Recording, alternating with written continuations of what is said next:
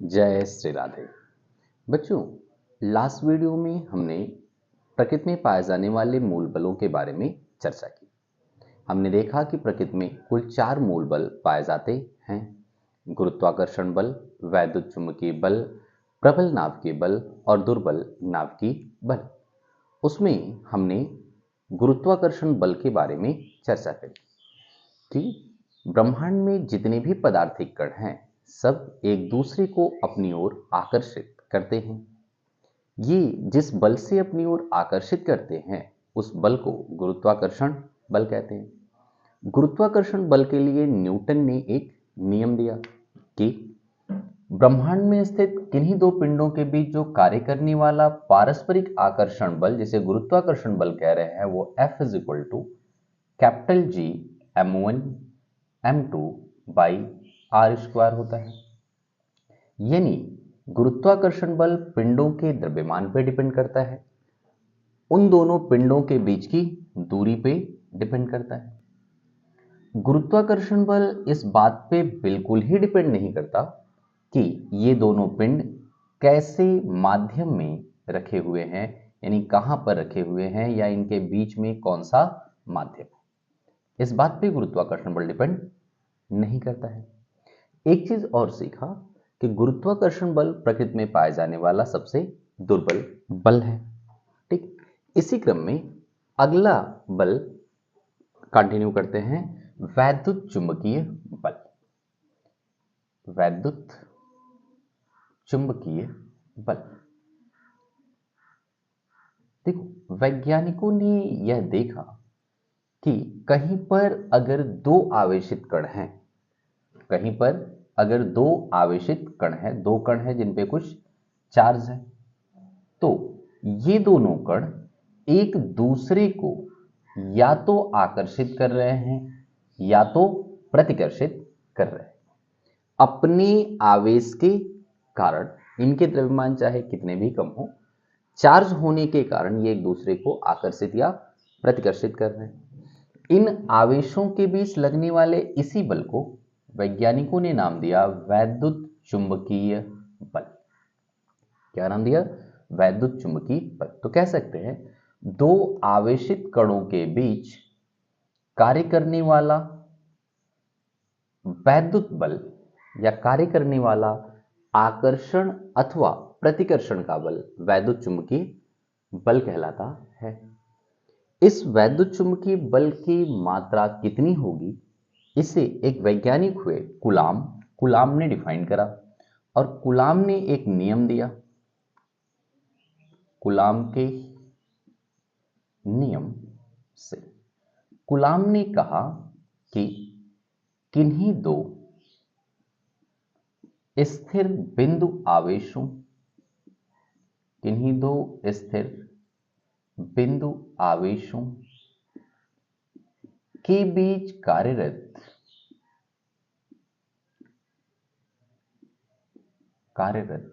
वैद्युत बल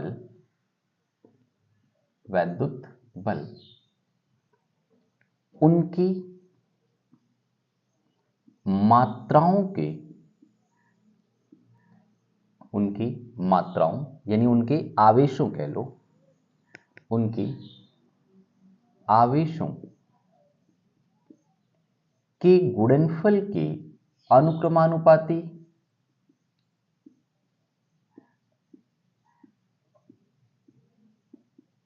तथा उनके बीच की दूरी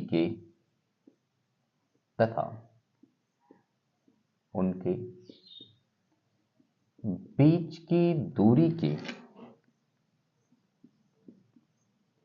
वर्ग के व्युत्क्रमानुपाती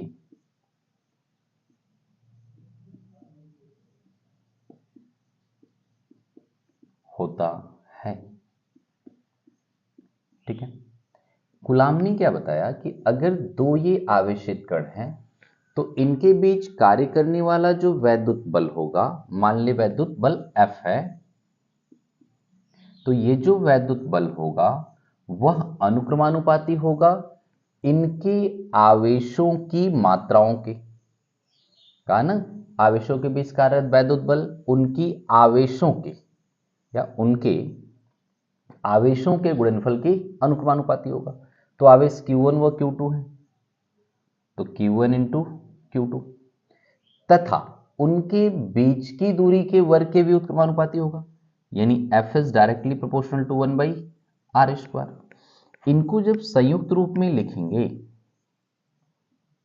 संयुक्त रूप में लिखने पर, जब इनको हम संयुक्त रूप में लिखते हैं तो हमें क्या मिल जाएगा, F is directly proportional to Q1 Q2/r²। इस प्रपोर्शन के साइन को हटाने के लिए गुलाम ने कांस्टेंट का मल्टीप्लाई करा, दैट वाज स्मॉल k।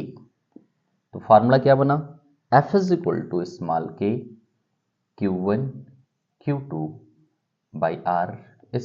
ये आप याद रखोगे। ये जो प्रपोर्शन का साइन है, इसे अगर मुझे हटाना होता है तो हम एक कांस्टेंट का मल्टीप्लाई करते हैं और प्रोपोर्शन की जगह पे इक्वल लगा लेते हैं। तो वैज्ञानिक गुलाम ने यहां कांस्टेंट क्या लिया, के लिया, और बताया कि जहां के एक अनुक्रमानुपाती नियतांक है, के क्या है, अनुक्रमानुपाती नियतांक है, एक ऐसा नियतांक है जो इस अनुक्रमानुपाती के चिन्ह को हटाने के लिए आया है, अनुक्रमानुपाती नियतांक है। और इन्होंने प्रयोगों के आधार पर इसका मान भी डिफाइन किया, जिसका मान, ये जो अनुक्रमानुपाती नियतांक के है, इसका मान कहा कि 1/4 पाई एप्सिलॉन नॉट रखेंगे, और इसे संख्या के रूप में अगर लिखना होगा तो 9 × 10⁹ न्यूटन मीटर स्क्वायर पर कूलाम स्क्वायर कहेंगे। ठीक, ये चीज आप याद रखो। इसमें एक चीज और याद रखने वाली है कि ये जो एप्सिलॉन नॉट है या एप्सिलॉन 0 है, एप्सिलॉन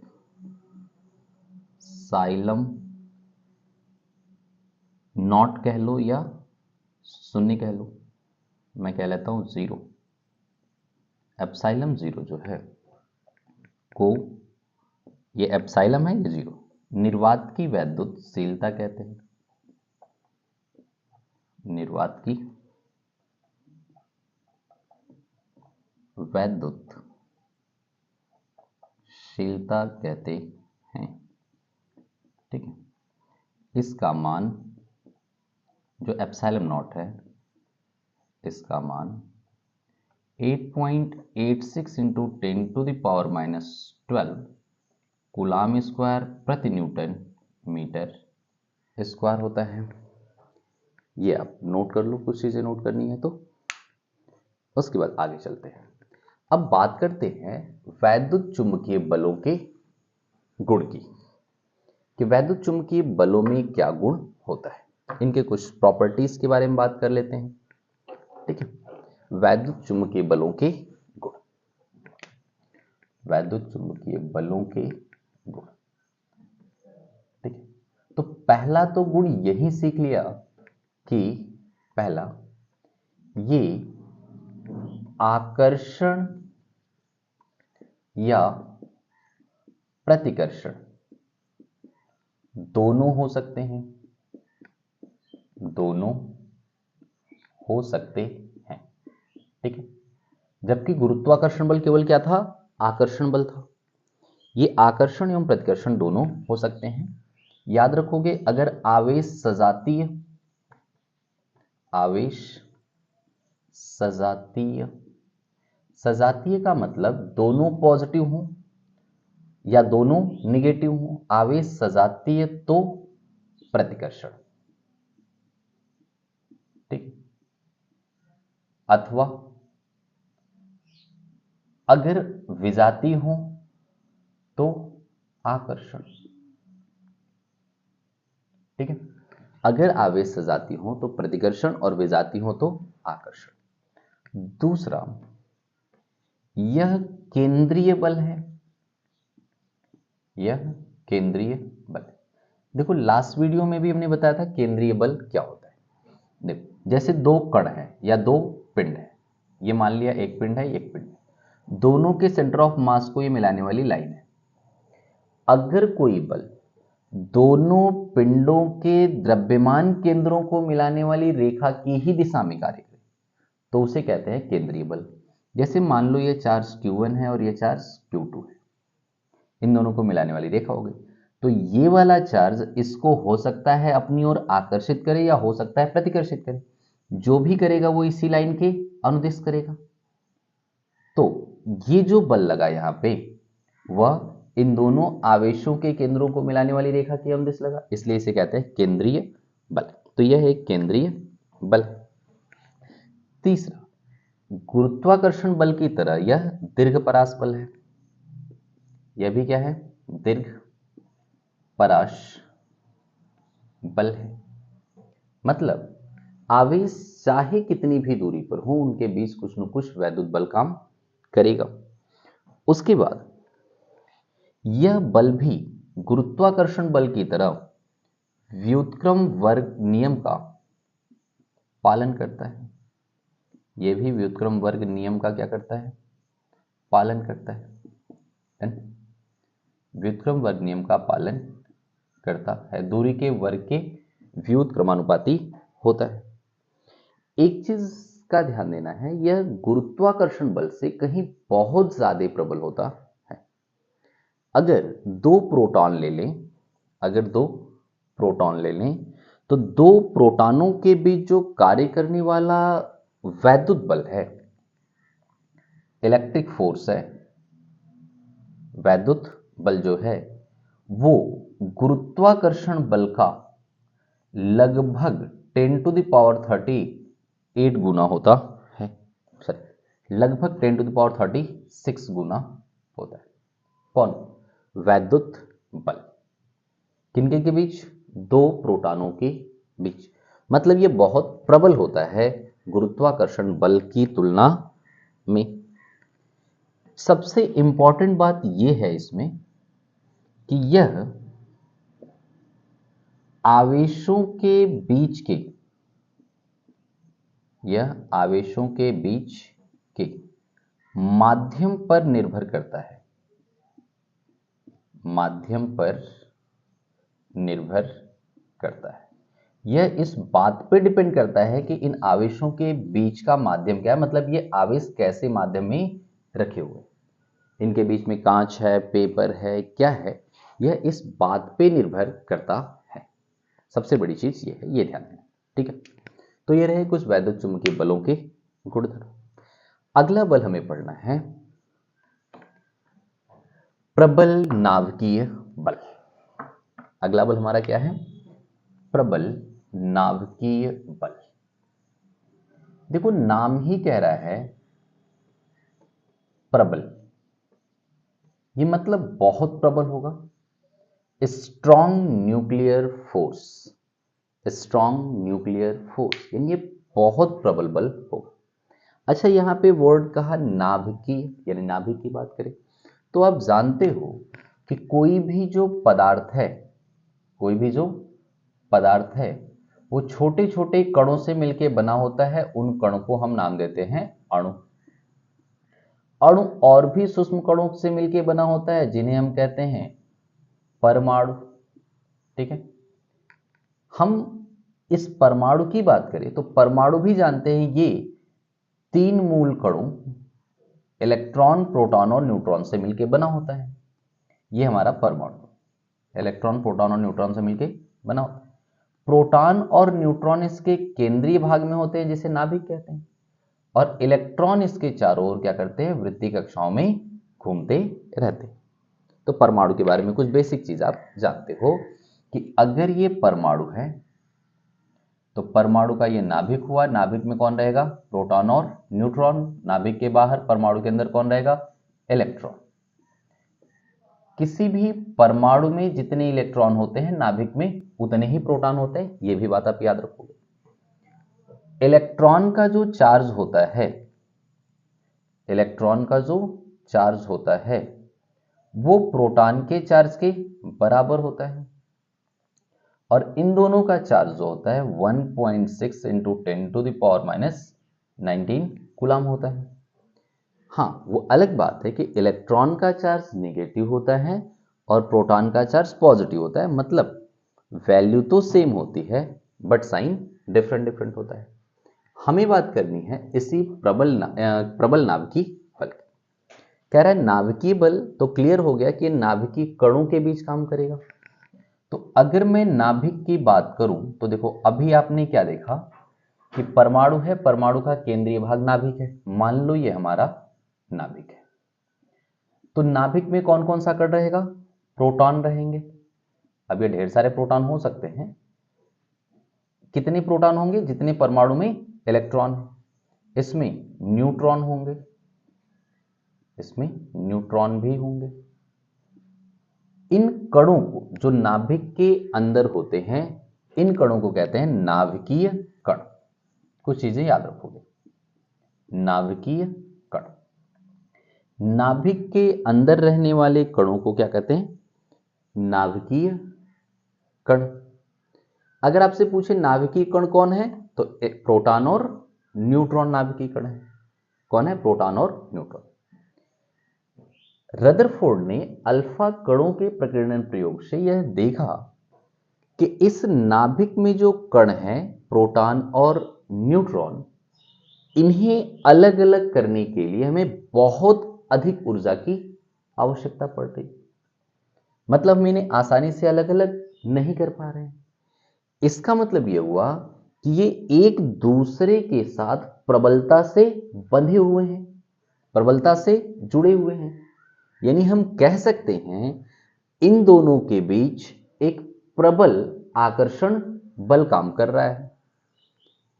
इसी वजह से तो इन्हें तोड़ने के लिए हमें बहुत अधिक बल की आवश्यकता पड़ रही है। नाभिकीय कणों के बीच कार्य करने वाला यही जो प्रबल आकर्षण बल है, इसे कहते हैं प्रबल नाभिकीय बल। तो ये प्रबल नाभिकीय बल किसके इसके बीच काम करेगा? प्रोटॉन और न्यूट्रॉन के बीच। ध्यान देना, ये आकर्षण है, ये प्रोटॉन और न्यूट्रॉन के बीच काम करेगा। ये न्यूट्रॉन और न्यूट्रॉन के बीच काम करेगा। ये प्रोटॉन और प्रोटॉन के बीच काम करेगा। मतलब नाभिक में उपस्थित नाभिकीय कणों, proton proton, proton neutron, neutron neutron के बीच कार्य करने वाला एक प्रबल आकर्षण बल है, जिसे हम कहते हैं प्रबल नाभिकीय बल। क्या कहते हैं? प्रबल नाभिकीय बल। तो लिख सकते हैं नाभिकीय कणों, नाभिकीय कणों के बीच कार्यरत प्रबल आकर्षण बल, प्रबल आकर्षण बल प्रबल नाभिकीय बल कहलाता है। प्रबल नाभिकीय बल कहलाता है। ठीक है। अच्छा, इसे हम वैद्युत बल या गुरुत्वाकर्षण बल नहीं कह सकते। कुछ के दिमाग में चल रहा होगा कि सर ये तो वैद्युत बल भी हो सकता है, ये गुरुत्वाकर्षण बल भी हो सकता है, क्योंकि कण है तो उनके कुछ न कुछ द्रव्यमान होंगे, और द्रव्यमान होंगे तो गुरुत्वाकर्षण बल हो सकता है। द्रव्यमान के कारण क्या? कैपिटल G m1 m2 बटे r स्क्वायर, ये भी तो आकर्षण होता है। तो इसे हम प्रबल नाभिकीय क्यों कहते हैं? या कुछ कह सकते हैं कि सर वैद्युत बल भी तो हो सकता है, K इंटू Q1 Q2 बटे r स्क्वायर। लेकिन बेटा एक चीज बता दो, न्यूट्रॉन का चार्ज क्या होता है? 0। न्यूट्रॉन पे कोई चार्ज नहीं होता। और जरा समझते हैं कि ये गुरुत्वाकर्षण बल क्यों नहीं हो सकता, या ये वैद्युत बल क्यों नहीं हो सकता। पहले बात करते हैं गुरुत्वाकर्षण बल की। ठीक है, प्रोटॉन है और न्यूट्रॉन है तो इनके कुछ न कुछ द्रव्यमान होंगे। अगर द्रव्यमान होंगे तो गुरुत्वाकर्षण बल होगा, लेकिन ये गुरुत्वाकर्षण बल बहुत कम होता है। गुरुत्वाकर्षण बल अगर होगा तो वो बहुत कम होगा, लेकिन यहां पे तो जो आकर्षण बल है वो सबसे प्रबल आकर्षण बल है। इसका मतलब क्लियर है कि गुरुत्वाकर्षण बल नहीं हो सकता, क्योंकि गुरुत्वाकर्षण बल तो प्रकृति में पाया जाने वाला सबसे दुर्बल बल है। अच्छा, बात करें ये वैद्युत बल है कि नहीं। अगर ये वैद्युत बल होता तो प्रोटॉन और न्यूट्रॉन के बीच काम ही नहीं करता। क्यों? क्योंकि प्रोटॉन का चार्ज चलो कुछ होगा, न्यूट्रॉन का चार्ज 0, तो बल क्या हो जाता? 0, यानी कोई आकर्षण बल काम नहीं करता। अगर मान लो वैद्युत बल है तो ये प्रोटॉन है और ये प्रोटॉन है, दो प्रोटॉन है, दोनों सजातीय आवेश होंगे, दोनों पॉजिटिव होंगे। तो इनके बीच अगर बल लगा भी तो वो आकर्षण की बजाय क्या होता, प्रतिकर्षण, और प्रतिकर्षण होता है नाभिक को टूट जाना चाहिए था, इनको अलग अलग हो जाना चाहिए था, लेकिन ये तो एक दूसरे के साथ दृढ़ता से बंधे रहते हैं। इसलिए हम कह सकते हैं कि प्रबल नाभिकीय बल न तो गुरुत्वाकर्षण बल है और न ही वैद्युत बल है, ये एक अलग ही प्रकार का बल है जिसे नाम दिया गया प्रबल नाभिकीय बल। अगर इस प्रबल नाभिकीय बल के गुण की बात करें, प्रबल नाभिकीय बल के गुण, तो पहला गुण तो इसका यही हो गया कि ये लघु परास बल है, लघु परास बल है। क्यों? क्योंकि ये नाभिक के बीच का भीतर काम करेगा, और नाभिक का जो आकार होता है वह 10⁻⁻15 मीटर त्रिज्या का होता है, यानी बहुत कम होता है। यानी ये जो जिन कणों के बीच ये बल काम कर रहा है वो बहुत पास पास होंगे, तो कह दिया ये लघु परास बल है। दूसरा, यह संतृप्त बल है, यह संतृप्त बल है। देखो, बात संतृप्त और असंतृप्त की करें तो इंसान तो जानते हो कि वो बिल्कुल ही असंतृप्त है, क्योंकि वो जो चाहता है मिल जाता है तो फिर आगे की इच्छा रखता है। मतलब इच्छाओं का समाप्त न होना हम कह सकते हैं असंतृप्तता है। यहां बल के सेंस में ये संतृप्त है। रीजन, एक प्रोटॉन अगर है तो मान लो यहां पे प्रोटॉन है, तो ये जो प्रबल नाभिकीय बल अप्लाई करता है अपने निकट वाले कणों पर ही करता है, अपने निकट वाले कणों पर, बिल्कुल पास वाले कणों पर ही करेगा। ठीक है, इससे जो दूर कण होंगे, यहां पे जो प्रोटॉन होगा या यहां पे जो न्यूट्रॉन होगा, उस पे ये प्रबल नाभिकीय बल अप्लाई नहीं करता, ये बस निकटवर्ती कणों पर ही अप्लाई होते हैं। इसलिए कहा जाता है भाई ये तो संतृप्त है, अगर संतृप्त नहीं होता तो दूसरे पे भी कुछ ना कुछ बल लगाता, चूंकि ये बस अपने निकटवर्ती कणों पे ही फोर्स लगाते हैं, इसलिए कहते हैं कि ये संतृप्त बल है। तो प्रबल नाभिकीय बल जो है वो क्या है, संतृप्त बल है। अगला कह सकते हो, ये बल आवेशों की प्रकृति पर निर्भर नहीं करते। अरे वही तो हो गया, वैद्युत बल है नहीं तो आवेशों की प्रकृति पर निर्भर कहां करेंगे। ये कणों के द्रव्यमान पर निर्भर नहीं करते। क्यों? क्योंकि अगर द्रव्यमान पर निर्भर करते तो ये गुरुत्वाकर्षण बल होता है, गुरुत्वाकर्षण बल बहुत कम होता है, जबकि ये बहुत अधिक होता है। अब कह सकते हो ये प्रकृति में पाए जाने वाला सबसे प्रबल बल होता है। ऐसे कुछ पॉइंट्स हम इसके गुण में लिख सकते हैं। बात करते हैं दुर्बल नाभिकीय बल की। दुर्बल नाभिकीय बल की, दुर्बल नाभिकीय बल कुछ ऐसे तत्व होते हैं जिन्हें हम रेडियो एक्टिव तत्व कहते हैं। उनका नाभिक स्वतः ही टूटता रहता है, उनका नाभिक स्वतः ही टूटता रहता है, उससे अल्फा बीटा और गामा किरणें निकलती रहती। ऐसे पदार्थों के नाभिक के बीच लगने वाला जो बल होता है उसे हम कहते हैं दुर्बल नाभिकीय बल। ये दुर्बल नाभिकीय बल है, लेकिन प्रकृति में पाया जाने वाला सबसे दुर्बल बल नहीं है, यह ध्यान देना है। प्रकृति में पाया जाने वाला सबसे दुर्बल बल कौन है? गुरुत्वाकर्षण बल है। इस बल का भी परास बहुत कम होता है, क्योंकि नाभिकीय बल है तो इसका परास बहुत कम होता है। ठीक है, इसकी प्रबलता, इसकी जो प्रबलता है गुरुत्वाकर्षण बल से कम होती है, गुरुत्वाकर्षण बल से अधिक होती है। वैद्युत चुंबकीय बलों से इसकी जो प्रबलता है वह गुरुत्वाकर्षण बल तथा वैद्युत चुंबकीय बल से अधिक होती है, जबकि प्रबल नाभिकीय बल से कम होती है। ये चीज ध्यान दोगे।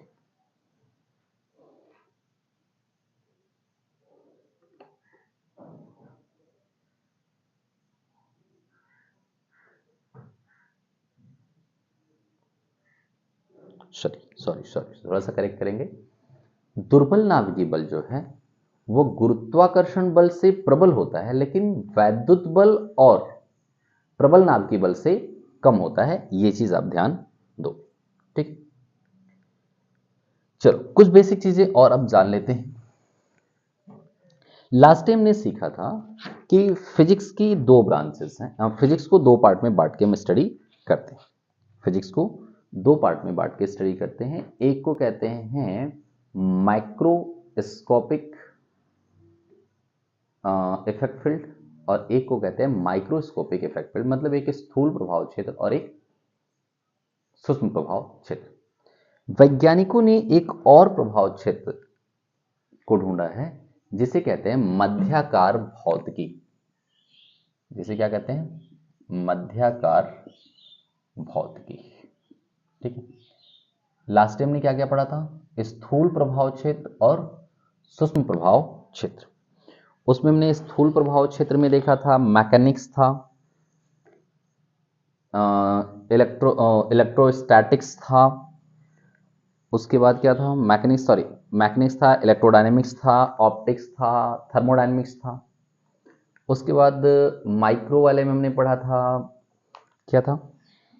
न्यूक्लियर फिजिक्स था, पार्टिकल फिजिक्स था, क्वांटम फिजिक्स था। इन दोनों के बीच में ही वैज्ञानिकों ने एक और पार्ट की खोज करी है जिसे कहा मध्याकार भौतिकी। यह स्थूल प्रभाव क्षेत्र और सूक्ष्म प्रभाव क्षेत्र के बीच का भाग है। जैसे सूक्ष्म प्रभाव क्षेत्र में हम किसी नाभिक की बात करते हैं, किसी कण की बात करते हैं, तो ये समझ लो 10-20-50 कणों को मिला करके जब हम स्टडी करते हैं तो उसको मध्याकार भौतिकी में करते हैं। ठीक। इस तरह से फिजिक्स के प्रभाव क्षेत्र को अब हम तीन भागों में बांट के देख सकते हैं: स्थूल प्रभाव क्षेत्र, मध्याकार भौतिकी और सूक्ष्म प्रभाव क्षेत्र। ठीक है।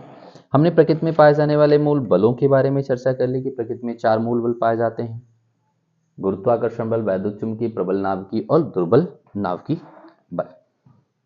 कुछ बेसिक चीजें हैं कि प्रकृति में पाए जाने वाले मूल बलों का कारण क्या है। प्रकृति में पाए जाने वाले मूल बलों का कारण क्या है? तो वैज्ञानिकों ने कहा कि प्रकृति में पाए जाने वाले मूल बलों का कारण, मूल बलों की उत्पत्ति का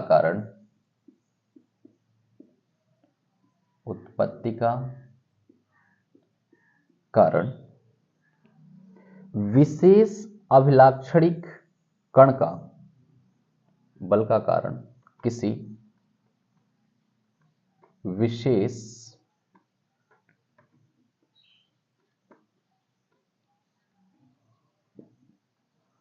अभिलाक्षणिक कण का विनिमय है।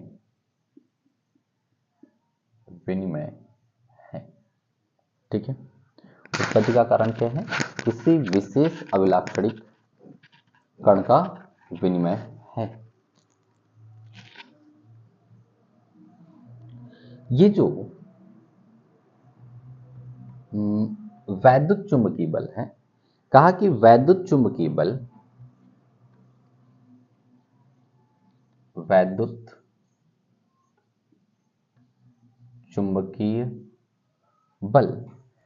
आवेशित कणों के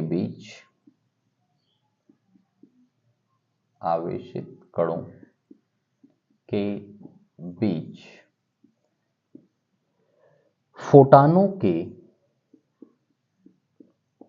फोटानों के विनिमय से उत्पन्न होता है।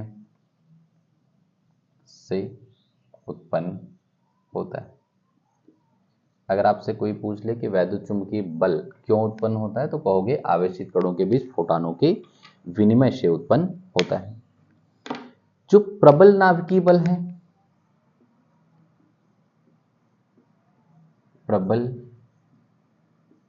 नाभिकीय बल जो है, प्रबल नाभिकीय बल न्यूक्लियानो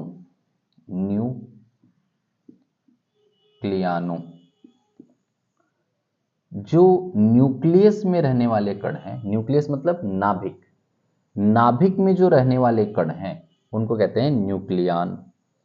न्यूक्लियनों के बीच, न्यूक्लियन मतलब कौन, प्रोटॉन और न्यूट्रॉन, न्यूक्लियनों के बीच एक कण है बेटा पाई मेशान, पाई मेशान, पाई मेशानों के विनिमय, प्रबल नाभिकीय बल न्यूक्लियनों के बीच पाई मेशानों के विनिमय से उत्पन्न होता है, से उत्पन्न होता है। ठीक है, आने वाले क्लासेस में हम ये भी डिस्कस करेंगे पाई मेशान क्या है, फोटान क्या है। ठीक है, लेकिन अभी भी के लिए याद रखो कि वैद्युत चुंबकीय बल जो है वो फोटानों के विनिमय के कारण होता है, प्रबल नाभिकीय बल न्यूक्लियनों के बीच पाई मेशानों के विनिमय के कारण होता है।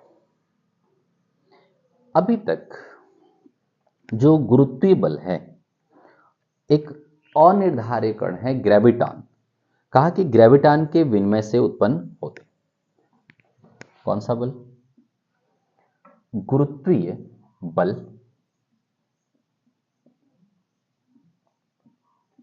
गुरुत्वीय बल ग्रेविटॉन के विनिमय से उत्पन्न होते हैं, ग्रेविटॉन के विनिमय से उत्पन्न होते हैं। ठीक, एक विशेष चीज याद रखना, एक बल है क्वार्क क्वार्क बल, क्वार्क क्वार्क बल, कौन सा बल है, क्वार्क क्वार्क बल, एक मौलिक बल है, मतलब एक मूल बल है, एक मौलिक बल है जो जो एक कण होते हैं ग्लूऑन, कौन सा, ग्लूऑन्स, क्वार्क क्वार्क बल जो है मौलिक कण ग्लूऑन्स कणों के विनिमय द्वारा, ग्लूऑन्स कणों के विनिमय द्वारा उत्पन्न होता है, उत्पन्न होता है। यह बल ही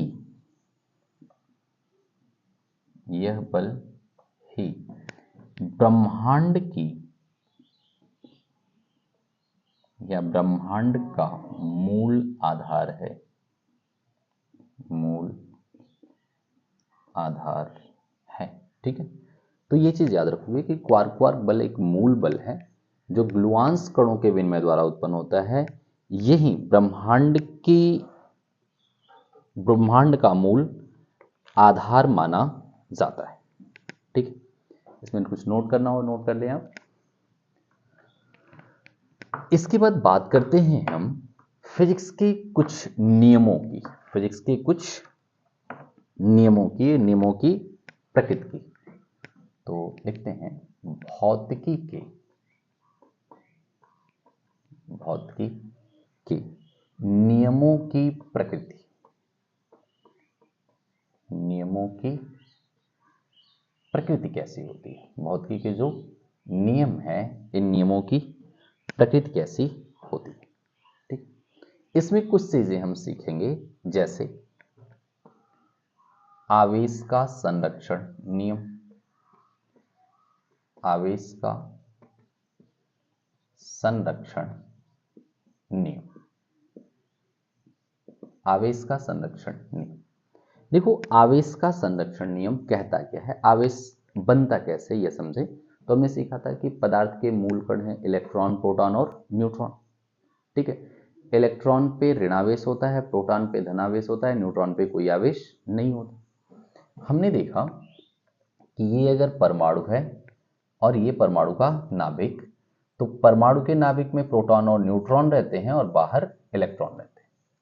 हमने सीखा कि किसी भी परमाणु में, किसी भी परमाणु में क्या number of electron is equal to number of proton.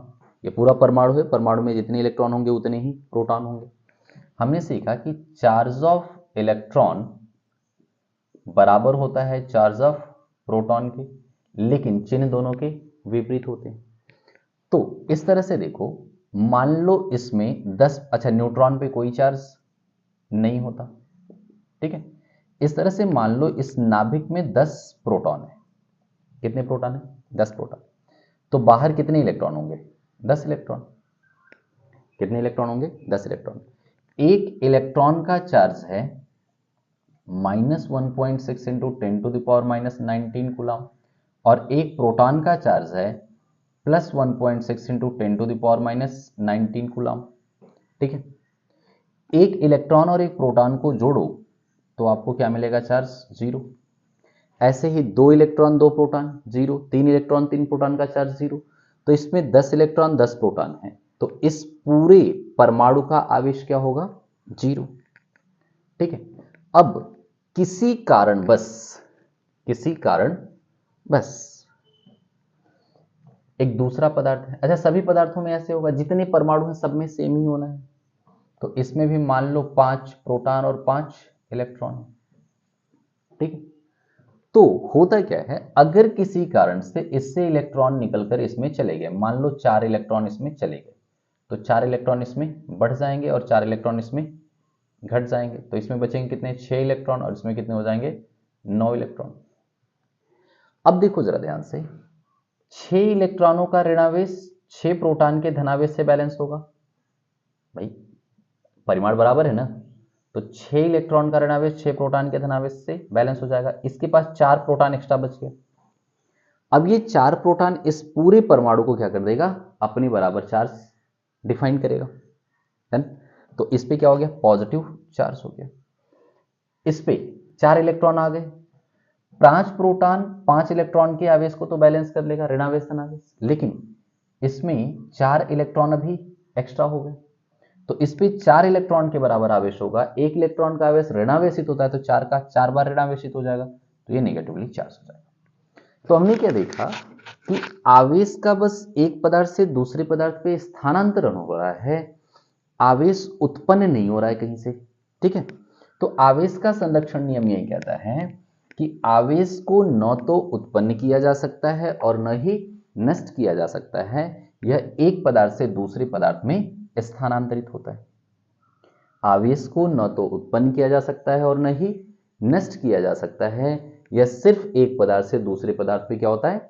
स्थानांतरित होता है। ये आप नोट कर सकते हो। दूसरा नियम हमें पढ़ना है ऊर्जा का संरक्षण नियम। ऊर्जा का संरक्षण नियम। ऊर्जा का भी संरक्षण नियम सेम है, कहता है कि ऊर्जा न तो उत्पन्न की जा सकती है और न ही नष्ट की जा सकती है, इसे एक रूप से दूसरे रूप में केवल परिवर्तित किया जाता है। जैसे हमने भोजन लिया, भोजन से हमें ऊर्जा मिली, ठीक है। तो भोजन की ऊर्जा अब मेरे अंदर आ गई, एक रूप से दूसरे रूप में परिवर्तित हो गई। मैं क्या कर रहा हूं, आपको कब से खड़े होकर पढ़ा रहा हूं, तो मेरी ऊर्जा ध्वनि ऊर्जा के रूप में कुछ व्यय हो रही है, ठीक है। तो इस तरह से ऊर्जा क्या होती है? एक रूप से दूसरे रूप में परिवर्तित हो जाती है। यह भी न तो उत्पन्न होती है और न ही नष्ट होती है। फिर एक हमें पढ़ना है द्रव्यमान ऊर्जा संबंध। द्रव्यमान ऊर्जा संबंध। एक वैज्ञानिक है आइंस्टीन। आइंस्टीन ने कहा कि अगर कहीं पे द्रव्यमान की क्षति होगी, द्रव्यमान नष्ट होगा, तो वो ऊर्जा उत्पन्न करेगा, यानी द्रव्यमान ऊर्जा में परिवर्तित होगा।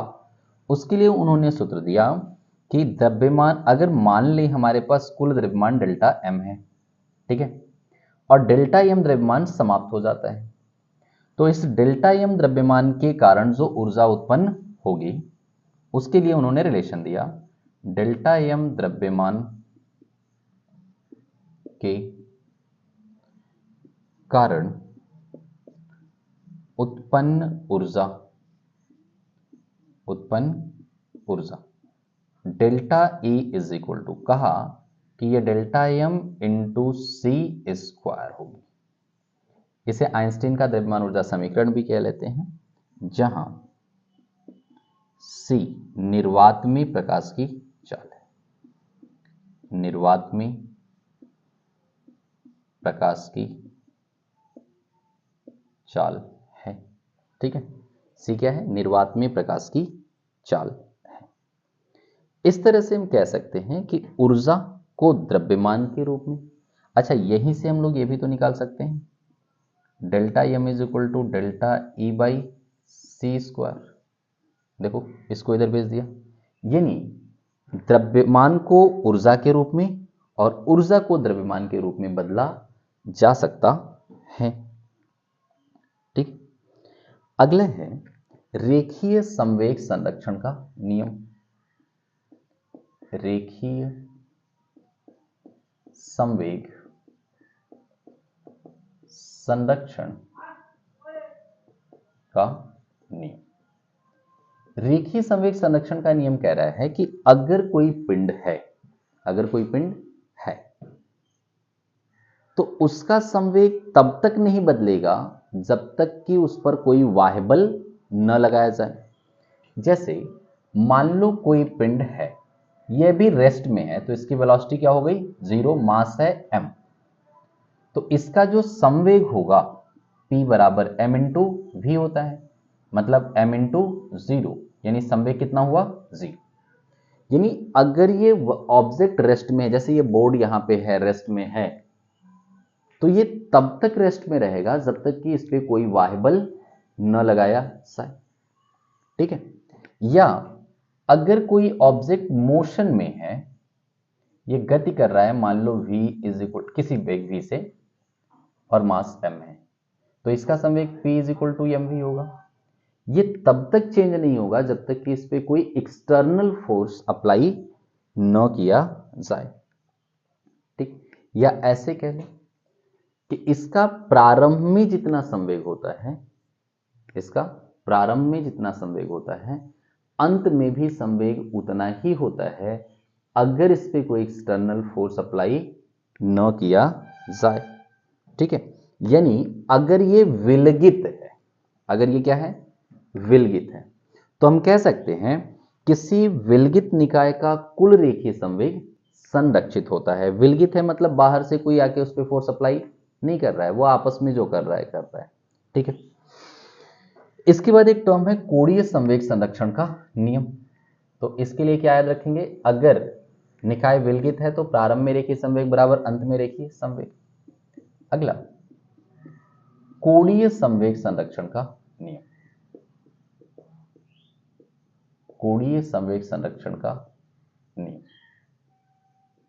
देखो कोणीय संवेग संरक्षण का नियम क्या कहता है कि यदि किसी निकाय पे कार्यरत कुल बाह्य बलागुण शून्य हो, कुल बाह्य बलागुण क्या हो? शून्य हो, तो उसका कोणीय संवेग संरक्षित होता है। फिर से सुन लो, यदि किसी निकाय पे कार्यरत कुल बलागुण शून्य हो तो वह या उस निकाय का कोणीय संवेग संरक्षित होता है। इस तरह से ये 5 संरक्षण नियम हमें पता होने चाहिए। एक, आवेश का संरक्षण नियम कि आवेश को न तो उत्पन्न किया जा सकता है और न ही नष्ट किया जा सकता है, यह एक पदार्थ से दूसरे पदार्थ पर स्थानांतरित होता है। ऊर्जा का संरक्षण नियम, ऊर्जा न तो उत्पन्न की जा सकती है और न ही नष्ट की जा सकती है, यह एक रूप से दूसरे रूप में परिवर्तित होती है। द्रव्यमान ऊर्जा संबंध, द्रव्यमान को ऊर्जा में और ऊर्जा को द्रव्यमान में बदला जा सकता है। अगर डेल्टा एम द्रव्यमान नष्ट हो रहा है तो उत्पन्न ऊर्जा delta E is equal to delta M C square, या delta M is equal to delta E by C square. रेखीय संवेग संरक्षण का नियम कहा कि यदि कोई विलगित निकाय है, मतलब निकाय पे बाहर से कोई फोर्स अप्लाई नहीं हो रहा है, तो उसका प्रारंभ में संवेग m1 v1 बराबर अंत में संवेग m2 v2 होगा। ठीक है, कोणीय संवेग संरक्षण की बात कर रहे हैं, कहा कि अगर इस पे ये कब होगा? जब F एक्सटर्नल 0 होगा, बाह्य बल कार्य नहीं करेगा। कहा कोणीय संवेग संरक्षण का नियम कि किसी भी घूर्णन करने वाले पिंड का कोणीय संवेग संरक्षित होगा जो उस पे कार्यरत बाह्य बल आघूर्ण शून्य हो। जैसे टा एक्सटर्नल क्या हो, 0 हो, y वाला गुण 0 हो, तो इसका कोणीय संवेग होता है I इंटू ओमेगा। तो I1 omega 1 is equal to I2 omega 2, ये आपस में बराबर होंगे यानी संरक्षित होंगे। ठीक है, इस वीडियो में इतना ही। अब इससे रिलेटेड कुछ हम क्वेश्चंस करेंगे नेक्स्ट वीडियो में। अपना समय देने के लिए धन्यवाद।